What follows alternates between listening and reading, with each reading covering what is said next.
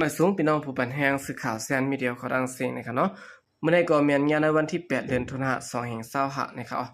ตอนดาในรายการข่าวค่ะตอนในนะครับเดี๋ยวดังข่าวเงาเกี่ยวกับเรื่องซึกมันและดังจุ่มซึกปิตุจิตปาโอ PNO นะครับและโทษซึกหลอดตึก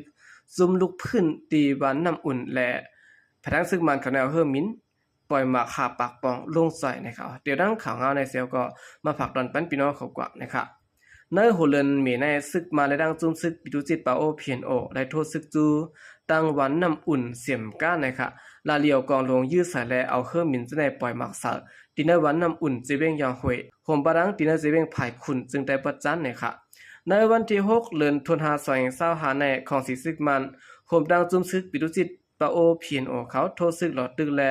จุ่มลูกพื้นอันเอาตีอยู่ปักสวัยจอมในวันน้ำอุ่นทุ่งสามก้าเสเวงยางหวยจึงได้ประจันนั้นเสร็จแล้วเอาดังเฮอร์มินปืดยื้อปล่อยหมากซอยเสนนะคะกุลมนาพื้นที่ก็1ลัดเนว่าในวัน2วันในซึกมันตั้งซึกปาโอ PNO เขาและขึ้นหลอดตึกวันทีโคแทงนะคะเมื่อว่าในก็เขาเฮอร์มินเสปล่อยหมากปลอมลงสาป้าวันนะคะบางเรื่องทั้งสองฝ่ายในอะไรเป็นหาวแห้งไว้อยู่นะคะย้อนเบอร์ฝ่ายของสีซึกมันเขาเฮอร์มินปล่อยหมากลงหาปากปองใส่และเฮ็ดให้เฮือนเยกุลมนาพื้นที่ไหลมีรองลูกไกวจอมเสียยาวลองก้นตุ้มเตอร์ตายมาเจ็บได้ก่อนมีหนังเก่านะคะในวันที่5เดือนตุลาคม2565ข้าวยามกลางวัน 11 โมงคืนนั้นก็ฝ่ายดังซึกมันเอาหมักแซนน้ำหนักขาปากป่องปล่อยใส่ในวันน้ำอุ่นสีลุกลองตุ้มเตอร์ก้นมาเจ็บดูตายได้ก่อนมีหนังเก่าย้อนเบิดจากหมักและเฮือนเยก้นเมืองได้ลูกไกวอยู่นะคะแหล่งข่าวทั้งก็หนึ่งว่าวันเมื่อในปางตึกเตะขึ้นตั้งวันที่โคและวันลอยลงตั้ง2วันค่ะเมื่อคำว่าในตีลอยลงนั้นจมลุกพื้นเขาขึ้นปึดยึดซิมไหลตะปังเศร้าปิตุจิตตับ1ค่ะก้นทุ่งสามก้าหลัดในแทงว่าได้ยินเสียงกองเสียงหมักมีอยู่หมอก 2-3 วันยาวค่ะฝ่ายซึ่งมันเขาก็แถมแห้งซึกมาเขาเมื่อว่ากลางวันหมอก11โมงในก็ได้ยินเสียงหมักแตกหลังแห้งเป็ดจ้าค่ะเมื่อในวันที่3ปนมาในก็เลยหันก้าซึกมันหมอก18ลำในมูนากว่าดังภายคุณค่ะออลัดนี่หนังในเนื้อตัวเดินทุนในก้วยซึกมันแถมแห้งซึกเขาตีในทุ่งสามก้านั้นอำถัดของสีซึกมันได้ดังจงลุกพื้นเขาไหลขึ้นเป็นปางตึกกันเสียและเฮ็ดให้คนมนุษย์พื้นที่เขาไม่ใจว่าปางตึกจางเตอเขาแห้งมากนะครับออกคันได้ก็เปลี่ยนข่าวเงาในคณะลองอันปิตุจิตปะโอโฮมดังซึกมันเสียและไหลเปลี่ยนปางตึกกันตั้งซุ่มลุกพื้นนะครับสืบเสนอข่าวขึ้นมาถ่อมด้วยข่าวเงาเกี่ยวกับวิลองซึกมันตีตนตีกดทัดก้นเขาออกข่าวแห้งไอเสปิตุจิตปะโอ PNO ยื้อปริกมันนะครับแต่โฮเรือนทนหามาในภายดังปริมาณกดทัดก้นเข้าออกนาเวียงตนตีจึงได้ประจานหาวแห้งเฮ็ดให้ก้นมื้อปื้นตีออกข้าวด่างหยาบพืชอ่ำมีรอห่มลมนะคะเมื่อวันที่6เดือนธันวาคม2525เปิ้นมาในข้าวยามไว้วัน4โมงก้นเวียงตนตีลูกตั้งเวียงเหลือเสปอกขึ้นเฮือนนั้นปริมาณกดทัดหาวแห้งตีกิกลันทงโผตั้งเข้าเวียงตนตีหาวแห้งนะคะนายยิงก้นเมืองเวียงตนตีลาดกว่าในด้านสื่อข่าวผู้ใดฮอกเขาว่าเมื่อว่าในพ่อเฮาขาลวดดีเวียงเหลือปอกมาขึ้นตนตีใน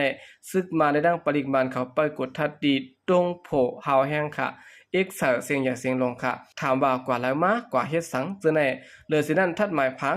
สมัดกัดจะในปะและยินว่าเขาโกซึก PDF เขาเวียงและทัดบันในคันนี้ย่ามเหลียวที่เวียงตนตีปริมาณกดทัดก้นเขาออกเวียงหาวแห้งค่ะทัดป้าเวอขับรถกาหลายสินจะในป้าแทงในเขา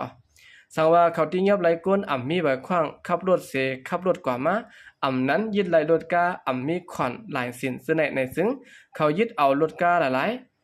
บอกกำในก็อ่ำกว่าทุดเอาไหลขึ้นเหมือนเมื่อกูบอกปลีเขาตีเอาเฮ็ดสังแต่ก็อ่ำหูกำพองก็ว่าติส่งกว่าเมืองใต้ปอดหองและเหลียนดินใต้ย่างเหลียงเมืองใต้ปอดจานอองเตียนเป็นปางตึกฉะนั้นกุนเมืองเวียงตนตีก่อน1ลัดนี่หนังไหน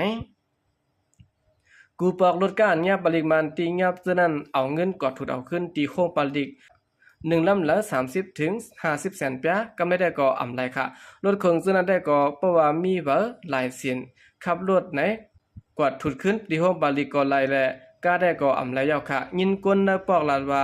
เขาเอาเจอพ้องเขาแถมแห้งซึกกว่าเมืองไปอยู่งานเมืองใต้ปอดทองฉะนั้นวันไหนค่ะลองซึกมันปริมาณกดทัดรถก้าเข้าออกเวงหาวแห้งในกุนเมืองปืนตีได้ก่อลาดว่าย้อนเปอลูกจุ่มปิตุจิตก้อน1เมาเหล่าเสลยื้อปริมาณพองแหกกดทัดรถก้าเมื่อวันที่1เดือนธันวาคม2525ข้าวยามกลางค่ำ11 โมงตีหิมอุดสินวันไหนเขา